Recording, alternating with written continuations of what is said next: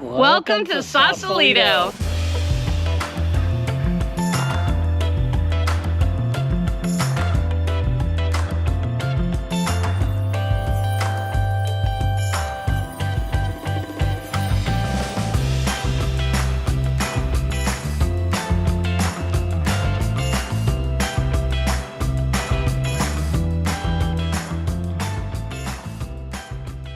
So we're here at Sausalito. We just got done having lunch at the Fish. At Fish. It was really good.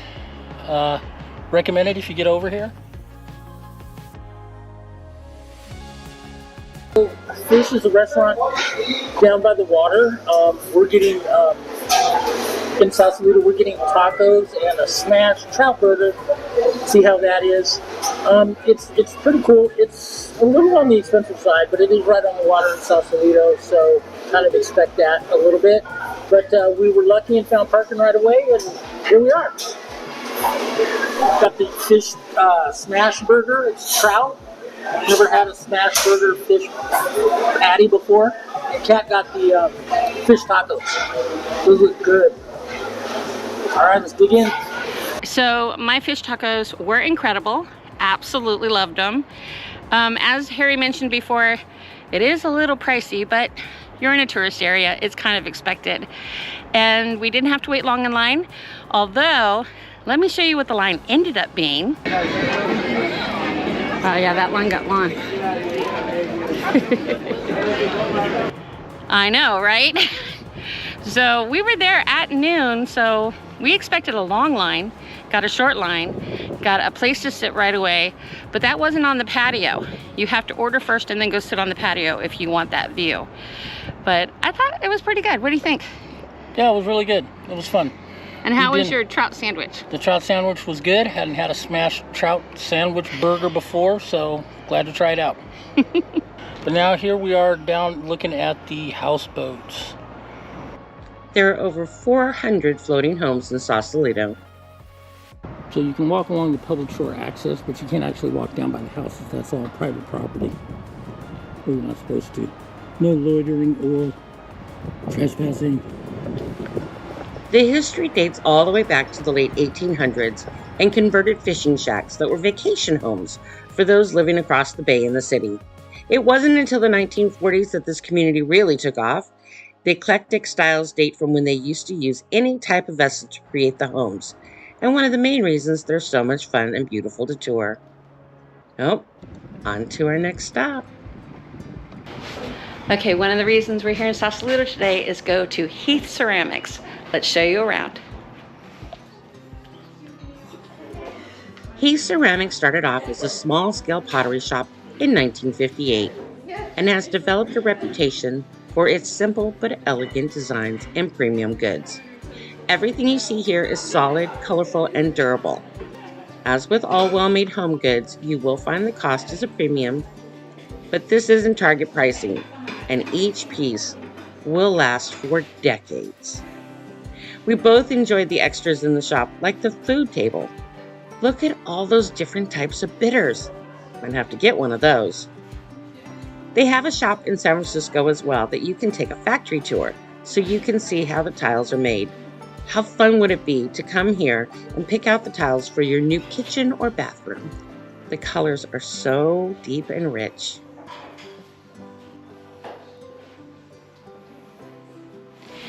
So Heath is known for its tiles and other ceramic ware. I'm here hunting for tiles. Let's go look. So beautiful, I just couldn't resist picking out a few. All right, so we got just a few goodies, and I have a surprise. Those little tiles that I love so much, those are tile samples, and those are only $1 each. Isn't that crazy? You can make all sorts of stuff. Go ahead and pull the ones out that I got. So of course they're all wrapped up all nice and pretty to take home. I got bitters. What kind of bitters? Peach bitters. So bitters, so that's like for like bourbon, whiskey, right? Mm-hmm. You drop that into like an old fashioned or something like that? Yeah. I believe so. We're gonna try it out. All right, look how pretty these are. Aren't they gorgeous? So nice little trivets. Set a coffee cup on it. A teapot, all three. How cute, right? $1 each. All right, next stop, we're gonna head down to the boardwalk, see how crazy it is, see how crowded it is, and pick up cooler shirts, because even though it's September here, we have to remember that along the coast, it's summer. It's warm. We're melting. All right, we'll meet you down there. Sausalito was originally called Sausalito by the Spanish explorers, which means little willow because of the small trees growing along the banks.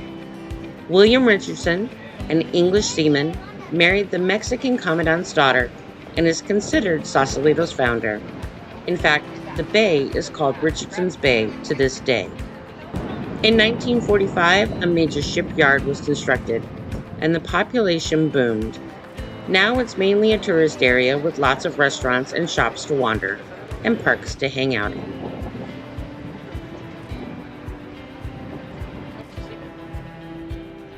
Along with the beautiful views of the bay, this area is known for its art galleries and art colony, as well as being considered a literary enclave. Some of the more famous people who have lived here or vacationed here is singer Mick Jagger, writer Shel Silverstein, and singer Otis Redding. Yep, this was the bay he was looking out over when he wrote, sitting on the dock of the bay.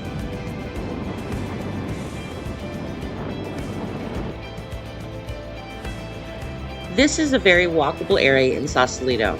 Parking is a premium. You will need to find one of the lots a bit further up or get really lucky with a street spot. Lot parking can cost up to $35 per day, so it's worth it to search for a free parking spot first. To live here is pricey, estimated at over 200% higher than the average cost of living in America. You will understand why it's usually a day trip for most. But if you love water sports, this is the place for all of them. So much fun to watch. Wandering around, we accidentally found this beautiful restaurant overlooking the bay. From here on a clear day, you can enjoy fine dining and views of both the Bay Bridge and the Golden Gate. Okay, so we just went downtown Sausalito along the boardwalk. What do you think? It's really crowded today. We're not stopping. Parking didn't kind of work out for us, so we're just going to go to the Marine Mammal Center and continue our day that way. And we'll see you there. Yep. Lots of restaurants. Not all that many shops. There are a few shops if you want to go shopping. But just mainly a lot of walk along that boardwalk, that pretty view of the ocean, even if you can't see the bridge today because of the fog. All right, we'll see you at the center. We made one last stop at the gorgeous marina. There's just something about the boats on the super blue water that stops me in my tracks. Lunch, East Ceramics, and the views made it worth visiting Sausalito, and we've already decided we want to come back for more tiles and dinner at Spinnaker. But the crowded Bridgeway Boardwalk wasn't enticing, so we'll skip that in the future, and why we give this town a mixed review. The center is just 15 miles away from Sausalito, but you have to go through a tunnel to get there. Here we are going through the Marine Headlands Tunnel. It's one way. It's the Marin Headlands. Oh, Marin, what did I say? Marine? Oh, Marin Headlands Tunnel. It's a 5-minute wait on either side.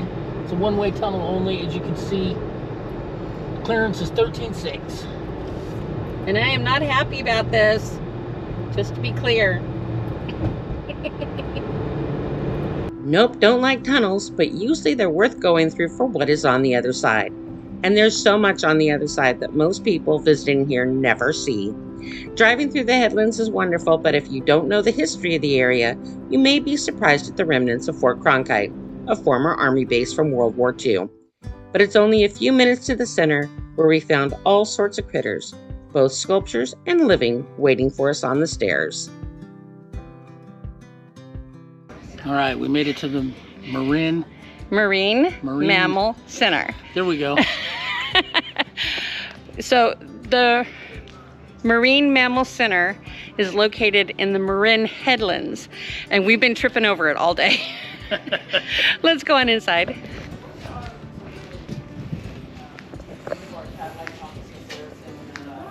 Hi. Thank you. How are you?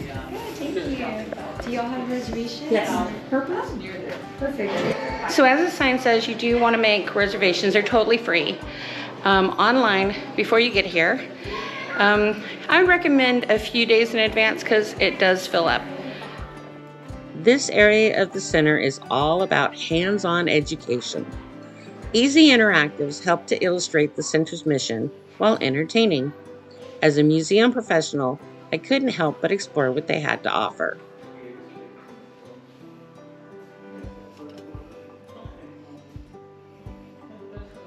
Like that. I think like that.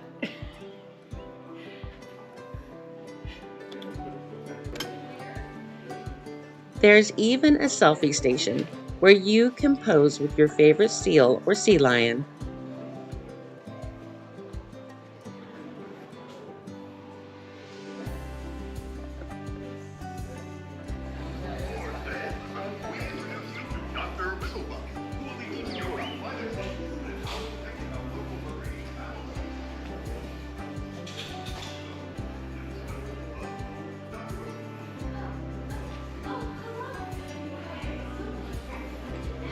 How cool. You can actually look in the microscope.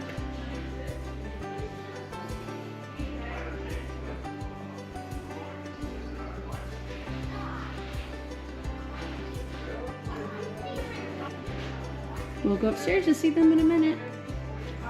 So the Marine Mammal Center is called out for rescues all down the coast. Recently we had a baby orca on the shores down by Carmel. And so they were part of the rescue crew that was called in and to try to help it. So they do amazing work along the coastline here. And it's totally worth it to come by, definitely contribute, leave a donation, and of course, enjoy all those wonderful little animals that are being rehabilitated before they're set free again.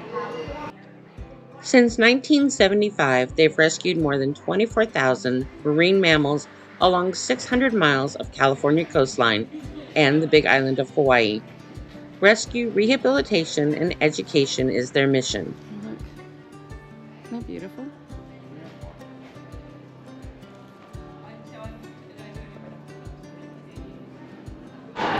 Okay, you know I have to stand next to the giant elephant seal, but here's the kicker. This is his real size. This isn't made bigger just for a sculpture.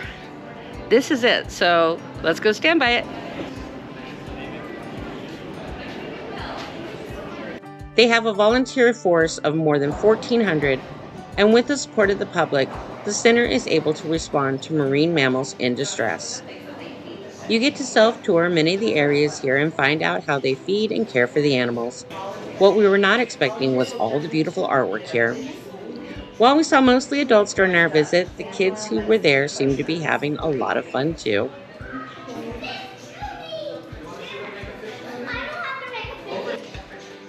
You could even bring a picnic lunch here and enjoy the views from their picnic area with your family.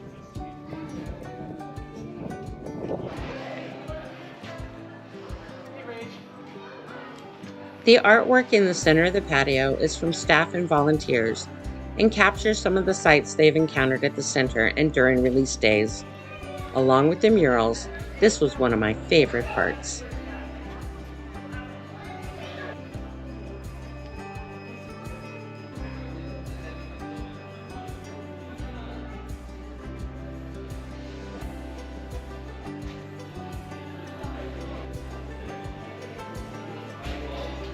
You can see the holding areas from the bottom level, and there are more educational viewing windows on this level as well. We think this is where you'd start your guided tour, but more about those in a minute. I think that's what the observation deck is upstairs.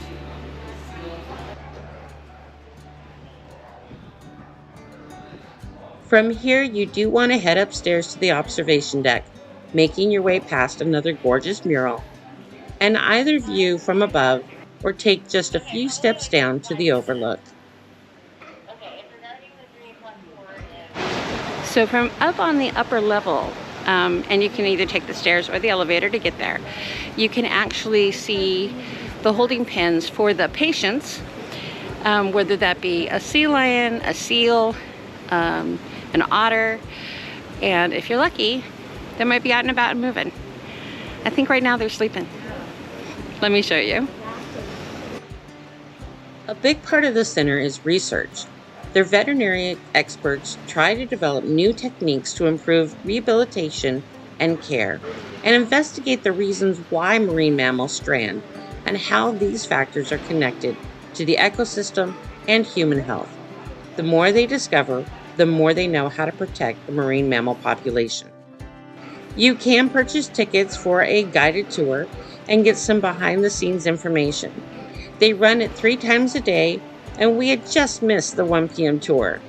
You can get an even more in-depth tour that costs just a bit more if you're truly interested in the insider's view of the hospital. Definitely something for next time, so we can discover how they care for these animals each day. You can even adopt an animal, learn their story, and help contribute to their care until they are released again.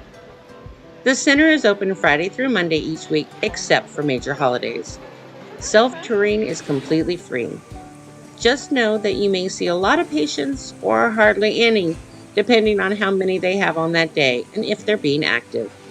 This little guy was very active the whole time we were there, splashing in the pool and walking the edges of it to everyone's delight.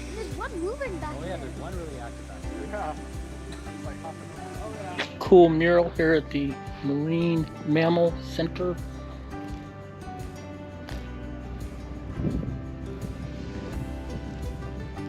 After a stop in the gift shop to get me stickers and pick up some gifts for family and friends, we moved on to our next stop of the day.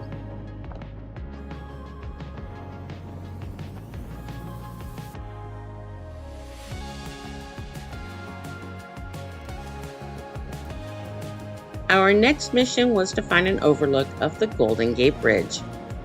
There are several roads you can explore in this area, and our first attempt led us past beautiful Rodeo Lagoon views.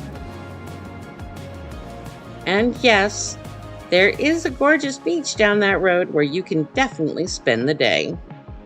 This is all part of the Golden Gate National Recreation Area. The recreation area covers over 82,000 acres and hundreds of historical and archaeological sites. This area has been home to many for over 12,000 years and includes the ancestral land of the Coast Miwok and Ohlone tribes, as well as 5 national historic landmarks, such as Alcatraz and the Golden Gate Bridge. The National Park Service preserves and protects it all for us.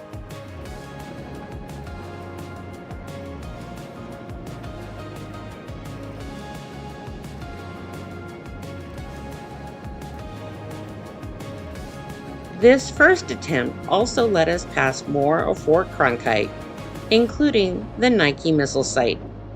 You can tour this Thursday through Saturday between 12 and 3 for free each week. But our second attempt led us to Hawk Hill, and amazing views of the bridge with the world-famous San Francisco fog putting on quite the display.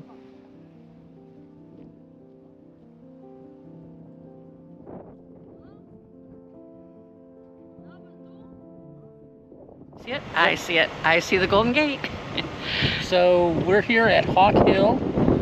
It's one of the, I guess the reason they call it Hawk Hill is because so many migratory predator birds actually pass through here during the fall on their way to winter migration areas, wherever they go in the winter.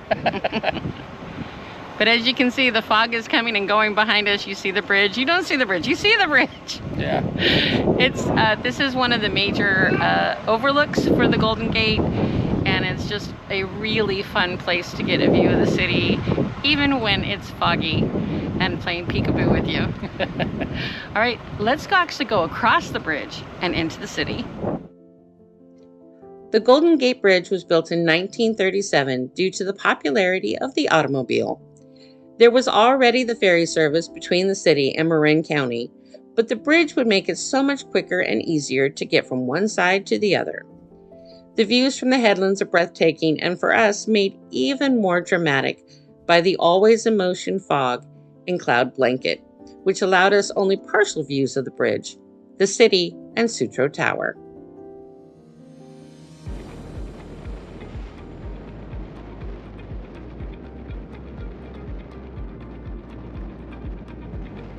We followed the coastline around and down, taking us past the gorgeous views and billowing fog. Heading back down the hill to cross the Golden Gate was an eye-opener for us. We quickly found out that parking much higher up on the hill is a lot easier and, we believe, affords better views of the bridge. We had no idea just how lucky we'd been to get easy parking further up the hill, and quickly learned that it gets harder and harder as you follow the road down and around to the bridge itself. If you take this road, definitely head up the hill for the views.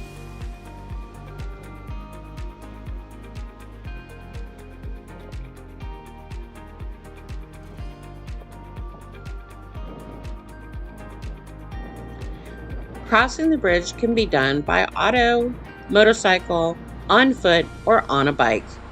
In fact, it's considered quite the bucket list item to walk all the way across and back again. It is 1.7 miles each way and takes 45 to 60 minutes to cross each direction. Crossing by auto from Marin and into the city is a toll of $9.50 as of 2024. While I love all bridges of all types, the fog did make this particular crossing a bit unnerving since we couldn't see to the other side at any point of the journey. We got about halfway across the bridge when the fog moved in. In San Francisco, the fog has a name. His name is Carl. So Carl the Fog shows up whenever and however he wants. It's pretty trippy, right? Yeah. It's pretty big. So you see the tree, you see the bridge, you don't see the bridge. You see the trees, you don't see the trees. It's definitely a game of peekaboo. All right, But it's into really the thick. city. I mean, It you is can't even see really thick. Look, barely see the supports. I don't know what they call those. Yeah. if you know the parts of a bridge, let us know in the comments below, because we don't know.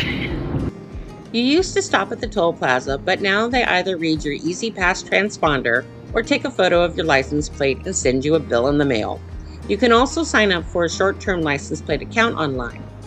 On to our next stop. A few years ago, we discovered the 16th Avenue steps, and recently we discovered there's a second set, the garden steps. So let's show you the garden steps, and then we'll take you around to our favorite 16th Avenue ones.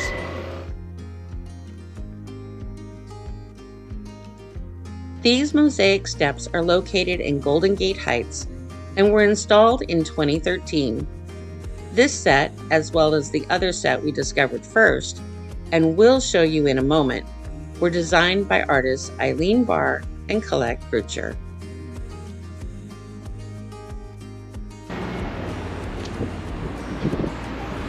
So these were the original steps. It was a community effort to come together. That's why you see the names on all the tiles. And these are the 16th Street stairs, and we just saw, or well, you can. We do it just saw anywhere. the garden steps. There's the garden steps on the other side, actually on 17th Street. I think it's 17th Street. So it's Close to 17th. Kirkham and 16th. It's at a stop sign, and we got lucky and got a parking spot right out front. We normally get a parking spot right out front of these, so take a chance, come all the way up the hill. Let's show you. These steps connect at the top with the garden steps, and we fell in love with them back in 2010. They were opened on August 27, 2005, and we have visited them often and share them whenever we can.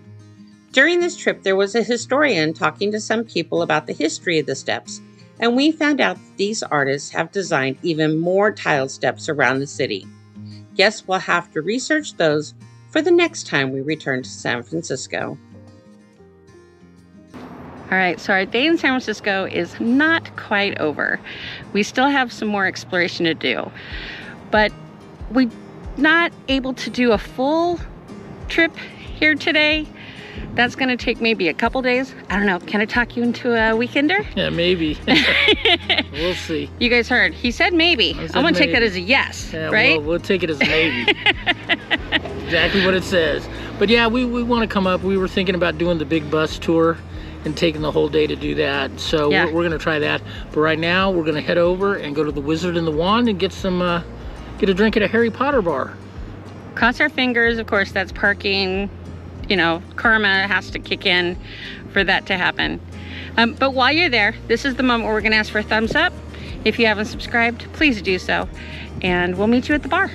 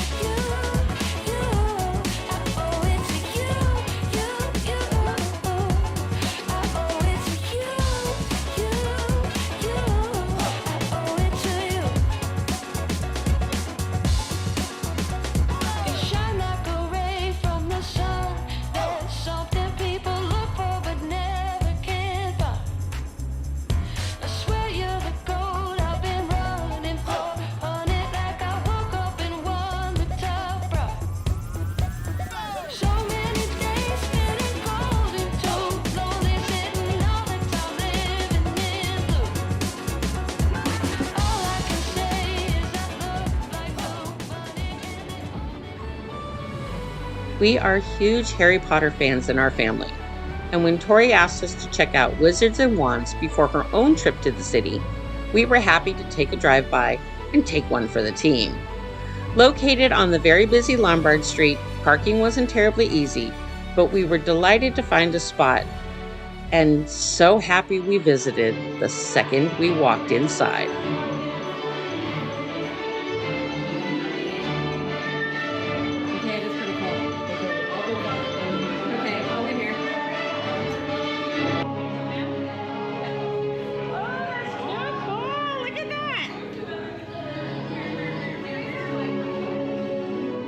While it definitely set the mood for us to have Harry Potter music playing when we entered, they actually play a varied set of music while you sit, relax, drink, and eat. We were there early in the day, so it was easy to get a seat and enjoy all of the super fun Harry Potter references. There were so many imaginatively themed cocktails on the menu, we couldn't wait to try a couple. They are at San Francisco city prices, so it's definitely a splurge, but how fun are these concoctions? There's beer and wine in case you're not into cocktails, and even food if you want to grab a bite to eat. We had a hard time deciding, and some of the food and drink even arrived at the tables billowing smoke. Which one sounds good to you? Leave a comment below telling us which one you would order. Even the restrooms are fun, with different prisoners in each stall. We really had just the best time hanging out there, and even considered ditching our dinner plans and eat there instead. But we decided to stick to the plan and made our way back across the city again and into the sunset.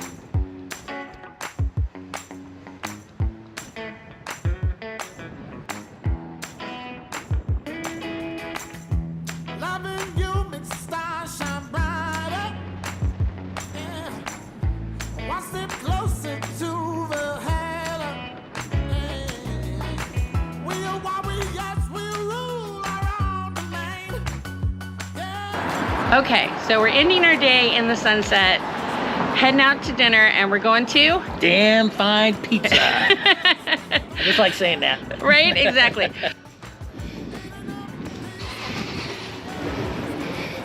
He wasn't kidding. The name's damn fine. Hi there. We heard about Damn Fine Pizza on a local area TV show called Check Please, Bay Area. While you can order any type of topped pizza, we were intrigued by the gourmet versions they featured on their menu. Pizza is Harry's favorite food, so trying somewhere new is always fun. We were not disappointed. So good. So it was true to its name. It was some damn fine pizza. There's something about the crust. Pillowy, but thin. It was really good. And the calamari, we started with calamari and then got the pig in the woods pizza. And it was really good. The calamari was fried really lightly, tasted good. And very affordable. Yes. The pizza we shared and are taking home was $22. Yeah. Not bad. All right, guys, we'll catch you next time. Take care, Safe travels. and we'll see you next time. Thanks for hanging out with us. If you are looking for even more to do while on the coast of California, make sure to check out our California playlist.